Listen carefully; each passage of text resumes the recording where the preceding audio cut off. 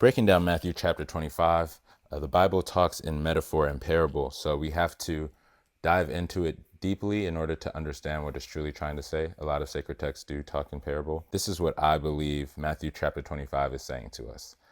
Then shall the kingdom of heaven be likened unto 10 virgins, which took their lamps and went forth to meet the bridegroom. And 5 of them were wise, and 5 were foolish. They that were foolish took their lamps and took no oil with them, but the wise took oil in their vessels and their lamps. We'll stop there because we have to break down 1, what are the 10 virgins? What is the bridegroom? What is the lamp? And what is oil? The 10 virgins can be the 5 senses, controlled, disciplined senses, and the uncontrolled senses, the higher mind senses and the lower mind senses, the carnal senses and the godly senses. The foolish were the undisciplined senses. When you're undisciplined with your senses, the lust, the rage, the frustration, the anger, when you're in too much of a worldly space and getting involved too much in the Maya illusion or the worldliness of everything, you're going to be seeking salvation through the lower mind. The bridegroom is Christ consciousness. In 2 Corinthians chapter 11, verse 2, for I am jealous over you with godly jealousy, for I have espoused you to one husband that I might present you as a chaste virgin to Christ. So this espousal is your union with Christ consciousness. When you're a chaste virgin in the mind, when your mind is clear, when your mind is empty, when your mind is one-minded on ascension, that is where you're going to have the union with Christ consciousness. Psalms 19, verse 4, they say, in them hath he set a tabernacle for the sun, which is as a bridegroom coming out of the chamber, and rejoiceth as a strong man to run a race.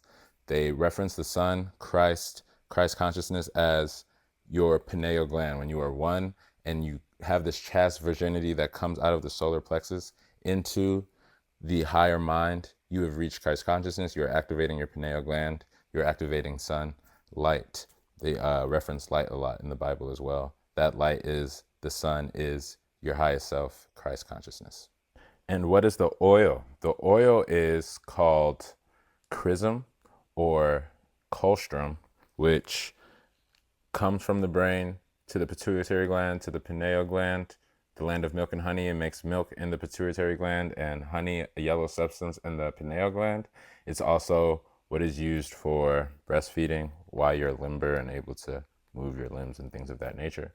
The oil also is your essence as a man, so not releasing your life force. The oil is also your desire for worldly things. So when you don't have enough oil in your lamp, it's because that your desires are for worldly things and you are losing all of your life through chasing these worldly things. So when we're holding on to our life essence, when we are one focus minded so that our oil isn't going to the worldly things, then we are going to have enough oil to keep our lamp trimmed. And when our lamp is trimmed, we're going to be able to reach the bridegroom. So we have the 10 versions, 5 senses that are disciplined and controlled.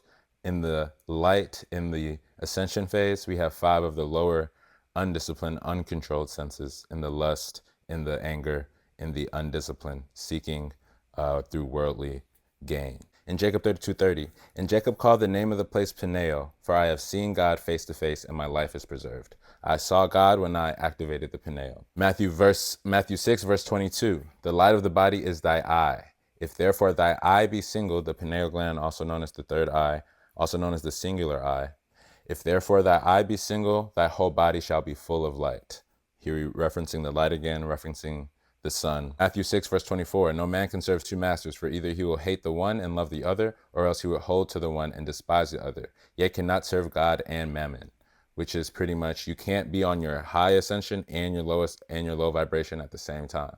So you're either going to serve your godly senses or you're going to serve your ungodly worldly ones. Matthew 6, verse 23 is kind of referencing the law of attraction and its indiscriminatory behavior. God is indiscriminate to what actions that you're trying to take. So if you want to abide in this lowly self, he's going to allow you to do that. But if thine eye be evil, thy whole body shall be full of darkness. If therefore thy light that is in thee, if therefore your will, your resolve, your gumption is thee be darkness, how great is that darkness? So the darkness will come if you decide to go through that path. There I will make the horn of David to bud. I have ordained a lamp for mine anointed. There is the holy lamp, There is the holy way. There is the holy way of ascension. Also, there is Proverbs 13, verse 9. The light of the righteous rejoiceth, but the lamp of the wicked shall be put out. If you go to the lowly way, if you're undisciplined in your senses, you're not going to reach the bridegroom. So we can go back to the story now. While the bridegroom tarried, they all slumbered and slept. And at midnight there was a cry made, Behold, the bridegroom cometh. Go ye to meet him. They say midnight because that is 12, right? Jesus and the 12 disciples, the 12 nerves coming out of our solar plexus, the 12 zodiac symbols, right? They always use 12, and that is just what midnight means. The midnight is the union of the 12. It's the alignment with everything. Also in Psalms 119:62, at midnight I will arrive to give thanks to you. When you are in that alignment, then that's when I will come. When you have that chast virgin mind, that's when I will come to you. And at midnight there was a cry made, Behold, the bridegroom cometh. Go ye out to meet him. Then all the virgins arose and trimmed their lamps. And the foolish said unto the wise, Give us your oil, for our lamps are gone out. But the wise answered, saying, Not so, lest there be not enough for us and you. But go ye rather to learn them that sell, and buy for yourselves. And while they went out to buy, the bridegroom came, and they that were ready went in with him to the marriage, and the door was shut. Afterward came also the virgins, saying, Lord, Lord, open up to us. But he answered and said, Verily I say to you, I know you not. So the unwise virgins asked the virgins for the oil. They asked the virgins for the oil because they didn't have enough essence in them. They didn't have enough life in them. All of their focus was toward the worldly things. And when you have focus and desires toward worldly things, it's insatiable because you'll never reach Christ consciousness through worldly desires. Because they were foolish and they didn't bring the oil, they weren't holding on to their life force. They did not go to meet the bridegroom, and the bridegroom was shut. So Christ consciousness is shut to those that are only going to be in their foolish worldly desires. How we reach Christ consciousness is through no thought. It's through chaste virginity of the mind. It's through meditation. It's through going and making the eye single.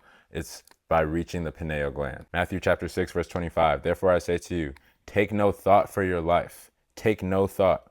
No thought of what you shall eat, what thought about you shall drink, nor yet for your body, what ye shall put on. Is not the life more than meat, and the body more than raiment? So we have to disengage, detach from the body, detach from the mind, detach from the thoughts, detach from the emotions in order to reach this Christ consciousness. If we are worried about the meat and flesh, if we're worried about the raiment, if we're worried about the emotions, if we're worried about these worldly things, we will never reach Christ consciousness. John 14:6, Jesus said unto him, I am the way, the truth, and the life. No man cometh to the Father but by me. You're not going to reach the Father, reach God, without going through Christ consciousness. You have to go through Christ consciousness in order to reach God. John 14:10, the words that I speak unto you, I speak not of myself, but the Father that dwelleth in me. He doeth the works. The Father is doing the works. You're not doing the works. You are just the vessel. And the Father is in me. The Father is within you. So in order to reach that Father, you just have to reach Christ consciousness. We have to ask the world, the universe, source energy. We have to ask God for that revelation, for the ability to reach Christ consciousness. James 4:2, yea, lust and have not, yea, kill and covet and cannot obtain. Covet or covet means to be jealous of or to yearn for. Yea, fight in war. Yea, have not because ye ask not. We have to ask for this Christ consciousness. We have to ask for this deliverance. We have to ask for these revelations. We have to ask for this union, ask for this alignment. Once we ask for Christ consciousness and we come to alignment through meditation and we're raising this oil up to the Christ consciousness and having a chaste virgin mind and we have no thought, then we will enter the bridegroom at midnight and reach the Christ consciousness. But you're not going to come to see the Father unless you go through the Christ consciousness.